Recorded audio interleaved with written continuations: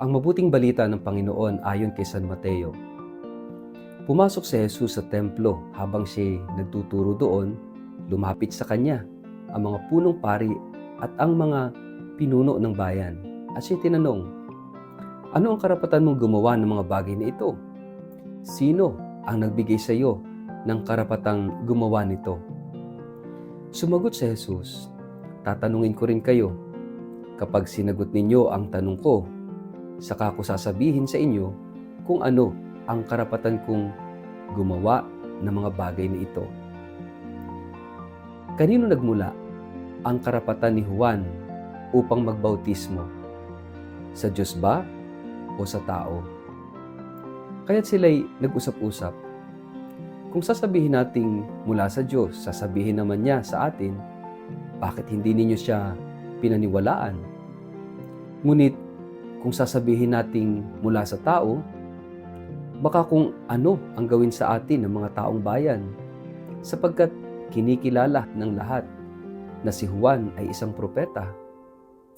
Kaya't sumagot sila kay Jesus, "Hindi namin alam." Sinabi naman niya sa kanila, "Hindi ko rin sasabihin sa inyo kung saan galing ang karapatan kong gumawa ng mga bagay na ito." Ang mabuting balita ng Panginoon.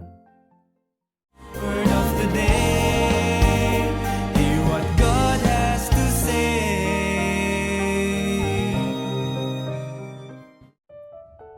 Mapagpalang araw po sa inyong lahat. Kumusta po kayo? Ang ating word of the day ay authority. Habang papalapit na ang Pasko, marami ang nababahala sa mga bagay na kailangang ihanda. Mga regalo, pagkain, dekorasyon, kasuotan, plano sa biyahe at kung ano-ano pa. Pero sa gitna ng lahat ng ito, may isang tanong na hindi natin pwedeng takasan ngayong Adbyento. Sino ba talaga ang may otoridad sa buhay natin? Sa Ebanghelyo ngayon, lumapit kay Jesus ang mga punong pari at matatanda ng bayan habang siya'y nagtuturo sa templo. Tinanong nila siya, "Ano ang karapatan mong gumawa ng mga bagay na ito? Sino ang nagbigay sa iyo ng kapangyarihang ito?"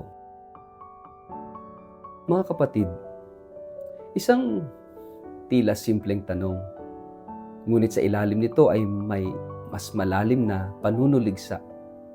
Hindi nila matanggap na si Jesus, na anak lamang ng isang karpintero, ay magtuturo ng may kapangyarihan, nagpapagaling, nagpapatawad ng kasalanan, at gumugulo sa nakasanayang kaayusan ng relihiyon at ng lipunan. Sa paningin nila, kulang siya sa kredensyal. Hindi siya dumaan sa kanilang mga eskwelahan. Hindi siya kabilang sa kanilang hanay. Kaya para sa kanila, walang bisa ang kanyang mga salita.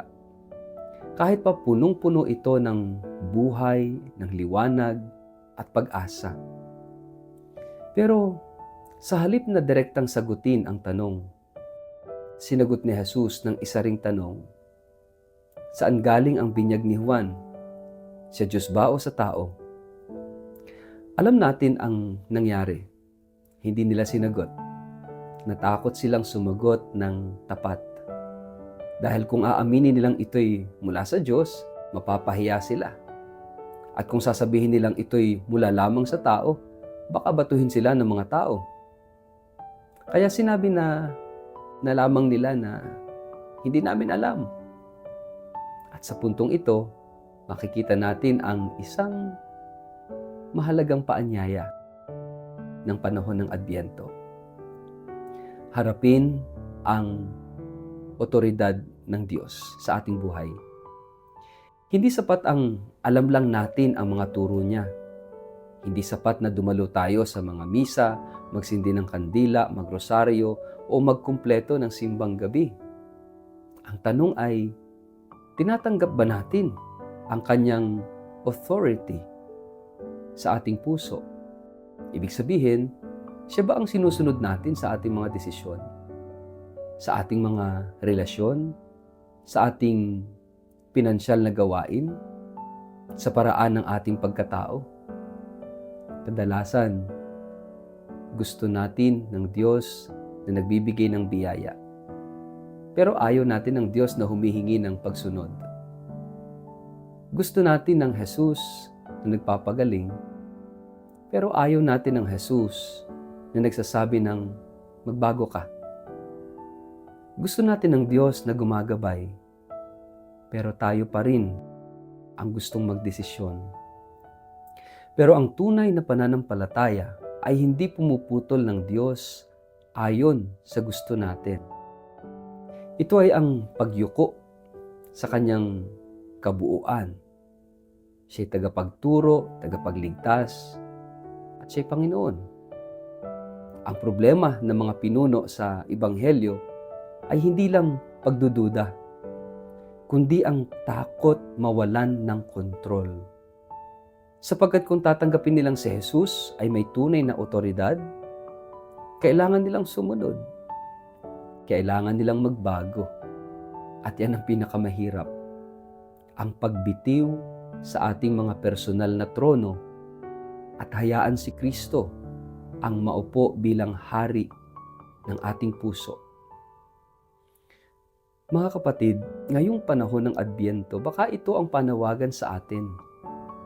Sino ba talaga ang may otoridad sa ating buhay? Ang opinyon ba ng iba? Ang mga takot ba natin? Ang ambisyon ba natin? O ang kalooban ng Diyos? Ang tunay na kagalakan ng Pasko ay hindi darating kung hindi natin kilalanin ang tunay na hari. At ang hari ng ating buhay ay hindi darating sa karwahe ng karangyaan, kundi sa anyo ng isang sanggol sa sabsaban, tahimik, payak, ngunit punong-puno ng otoridad. Otoridad ng pag-ibig, ng awa, at ng katotohanan.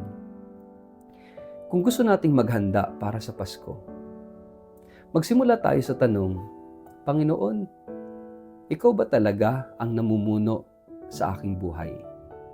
Kung hindi pa, ito ang panahon upang bumalik sa Kanya. Hindi dahil sa takot, kundi dahil sa pag-ibig. Dahil tanging ang otoridad ng Diyos ang hindi nagpapabigat, kundi nagpapalaya. Hindi nagpapahina, kundi nagpapalakas. Hindi nang aalipin, kundi nagliligtas. Sama-sama po tayong magnilay, magtanong ng ating mga sarili, sa anong bahagi ng ating buhay natin tinatanggihan ang tunay na otoridad ng Diyos?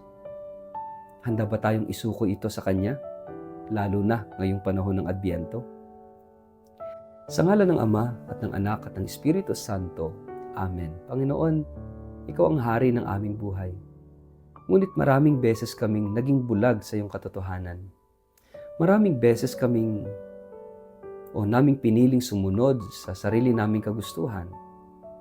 Patawad po. At tulungan mo kaming kilalanin kang muli bilang tanging may otoridad sa aming puso.